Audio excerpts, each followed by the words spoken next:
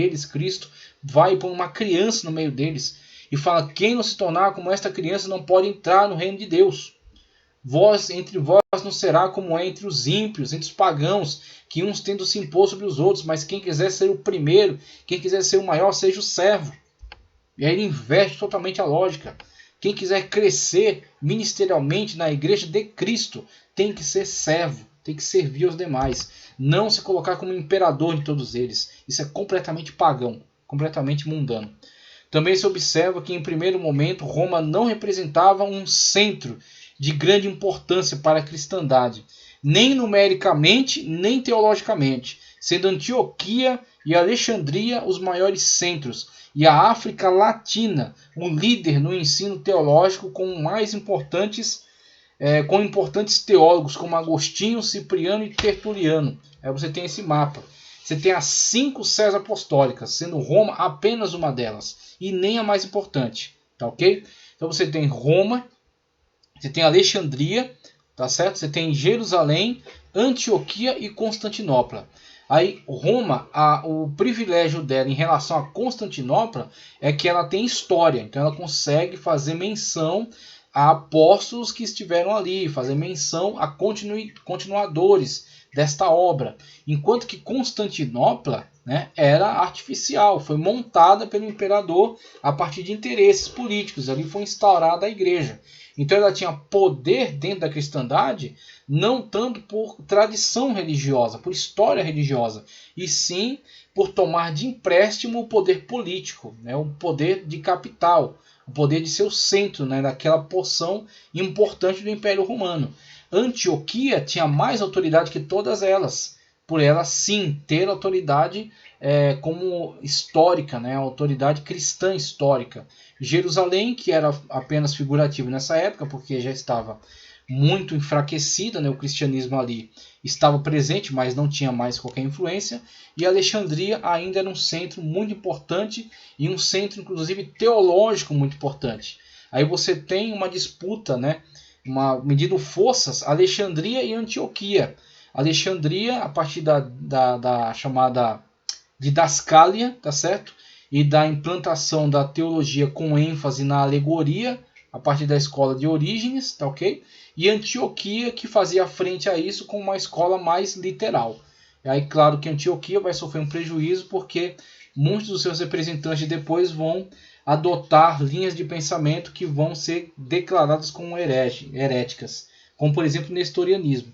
E aí vai cair em desgraça, né, a teologia antioquena, a interpretação mais literal da Sagrada Escritura.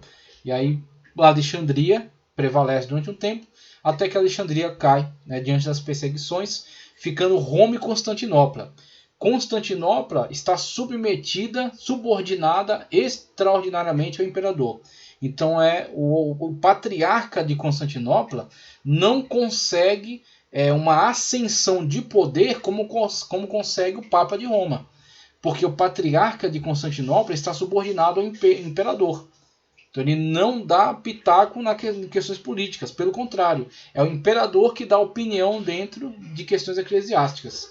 Então você tem um patriarca de Constantinopla que não consegue uma ascensão de poder, enquanto que o Papa de Roma tem total liberdade. Além do imperador não falar nada em relação à religião, ele não falava nada em relação a nada, porque ele estava cada vez mais enfraquecido, até que de fato cai diante dos bárbaros, e o Papa começa a interagir com esses reis bárbaros e cada vez mais ter uma ascensão de poder, até que começa a ter um poder não só eclesiástico, como também um poder político, tá ok? Só para entender aí a relação entre essas igrejas. Aqui você tem a área de influência, né, de cada uma delas. Olha Roma. Olha o que fica para Roma. Todo o oeste aí, né, com vastos territórios da Europa que vão se tornar reinos, né, a partir dessas intervenções bárbaras. Norte da África, né, boa parte do norte da África. Constantinopla fica cercada aí, né, fica relegada aí aos territórios de influência do Império Bizantino, até que esse império vai sendo pressionado, né, encolhido. Aí você tem a área de influência da igreja de Antioquia, ok? Que está em marrom, né? A igreja de Antioquia. Então o patriarca de Constantinopla não dava pitaco na administração da igreja de Antioquia. Ok? Você tem a igreja de Jerusalém, que ainda está presente. Você tem o patriarca de Alexandria. E você tem outras até que vão surgindo, da Geórgia, da Armênia. A Armênia, inclusive, é o primeiro reino a declarar-se cristão, de fato, como um reino cristão. Ok? E outros no Oriente, né, indo aí pela Mesopotâmia, para sul do Iraque da atualidade. Né? Mas você tem aí esses patriarcas administrando suas regiões, administrando as igrejas que estão ligadas aí à sua autoridade, até que Roma começa a ter uma ascensão de poder e começa a querer de fato interferir na administração de todas as demais regiões, começa a cobiçar a administração dessas outras regiões, tá ok? Dando continuidade aqui, estamos caminhando para o final da nossa aula.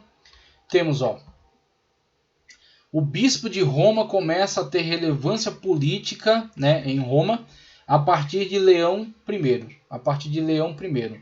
Em 452, a Itália é invadida por Átila, o Huno, e o Papa é a única autoridade da cidade que vai negociar com o conquistador. Então reúne uma corte e, em vez de ir a figura do imperador, que com certeza ficou escondido embaixo da cama, tremendo de medo, foi o Papa como uma representação não somente eclesiástica, mas também política. E foi negociar com Átila para que este não invadisse a cidade. Certamente pagaram tributos, né?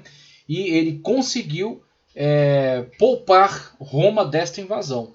Aí, aos olhos de todos o povo, né, e as famílias aristocráticas daquela cidade, quem era a autoridade agora? A autoridade agora é o Papa. A autoridade agora é o líder da igreja, tá ok? E o Papa é a única autoridade da cidade que vai negociar com o conquistador e consegue demovê-lo do intuito de invadir a antiga gloriosa capital do Império. Olha a situação na qual Roma se encontrava, né? Em 455, Genserico, o vândalo, também marcha contra Roma. Inclusive, os vândalos haviam sido contratados pelos romanos como mercenários. Por quê? Toda aquela glória, aquele poderio bélico que Roma já teve, estava fracassado.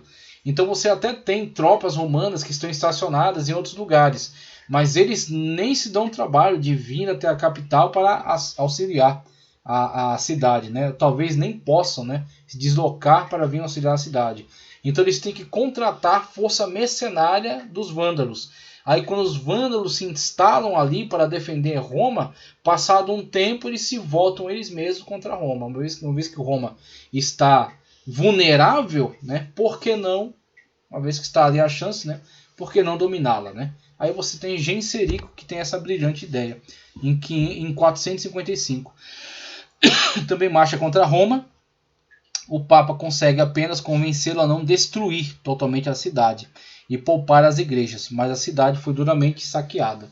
Aí muitos se escondem dentro das igrejas, né, para não serem mortos, e surge uma acusação dos romanos contra os cristãos, dizendo que a queda de Roma deu-se à cristianização, né, porque os deuses pararam de ser adorados e estavam castigando agora a sociedade romana. E Agostinho, no livro A Cidade de Deus, faz uma brilhante defesa, mostrando ao longo de toda a história que os próprios romanos já estavam perdendo totalmente a moral, os costumes, os bons costumes, né? E eles mesmos já não tinham qualquer tipo de reverência ante as suas deidades, que na verdade, mesmo que tivessem reverência, não fariam nada porque são falsos deuses, tá ok? Então Agostinho deixa isso muito claro, que na verdade eles deveriam agradecer a presença cristã ali, que pôde de fato interagir com esses conquistadores e pôde trazer pelo menos algum bem para os romanos, né?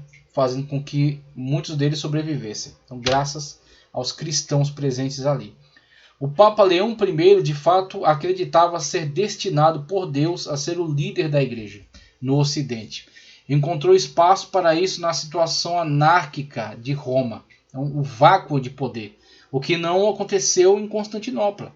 Você tem um poder imperial concentrado lá, e aí você tem o patriarca de lá tratando das questões da igreja, mas não estendendo um braço para a política, porque você já tem fortes governantes lá, inclusive tendo muitas das vezes que pisar em ovos nesse relacionamento com o imperador, porque muitas das vezes o imperador em alguns momentos se deixava levar por